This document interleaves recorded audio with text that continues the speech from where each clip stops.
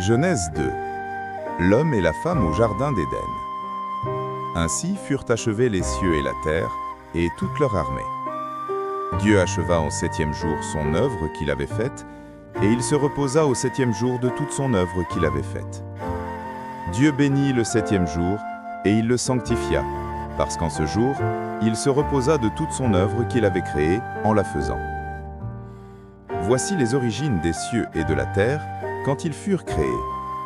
Lorsque l'Éternel Dieu fit une terre et des cieux, aucun arbuste des champs n'était encore sur la terre, et aucune herbe des champs ne germait encore.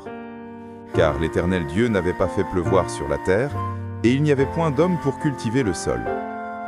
Mais une vapeur s'éleva de la terre, et arrosa toute la surface du sol. L'Éternel Dieu forma l'homme de la poussière de la terre, il souffla dans ses narines un souffle de vie, et l'homme devint un être vivant. Puis l'Éternel Dieu planta un jardin en Éden, du côté de l'Orient, et il y mit l'homme qu'il avait formé.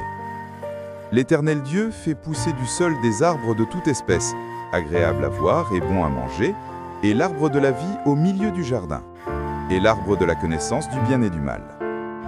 Un fleuve sortait d'Éden pour arroser le jardin, et de là il se divisait en 4 bras. Le nom du premier est Pichon, c'est celui qui entoure tout le pays de Havia, où se trouve l'or. L'or de ce pays est pur, on y trouve aussi le bdellium et la pierre d'onyx. Le nom du second fleuve est Gihon, c'est celui qui entoure tout le pays de Cush. Le nom du 3e fleuve est Hiddekel, c'est celui qui coule à l'orient de la Syrie. Le 4e fleuve, c'est l'Euphrate. L'Éternel Dieu prit l'homme et le plaça dans le jardin d'Éden pour le cultiver et pour le garder. L'Éternel Dieu donna cet ordre à l'homme. Tu pourras manger de tous les arbres du jardin, mais tu ne mangeras pas de l'arbre de la connaissance du bien et du mal, car le jour où tu en mangeras, tu mourras. L'Éternel dit à Dieu, « Il n'est pas bon que l'homme soit seul. Je lui ferai une hâte semblable à lui. » L'Éternel Dieu forma de la terre tous les animaux des champs et tous les oiseaux du ciel, et il les fit venir vers l'homme pour voir comment il les appellerait, et afin que tout être vivant portât le nom que lui donnerait l'homme.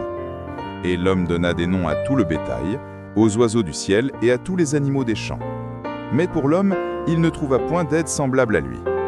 Alors l'Éternel Dieu fit tomber un profond sommeil sur l'homme qui s'endormit. Il prit une de ses côtes et referma la chair à sa place. L'Éternel Dieu forma une femme de la côte qu'il avait prise de l'homme, et il la mena vers l'homme. Et l'homme dit, « Voici cette fois celle qui est os de mes os et chair de ma chair. On l'appellera femme, parce qu'elle a été prise de l'homme. C'est pourquoi l'homme quittera son père et sa mère, et s'attachera à sa femme, et ils deviendront une seule chair. L'homme et sa femme étaient tous deux nus, et ils n'en avaient point honte. » En résumé, Dieu forma Adam et Ève, établit le mariage. Méditons.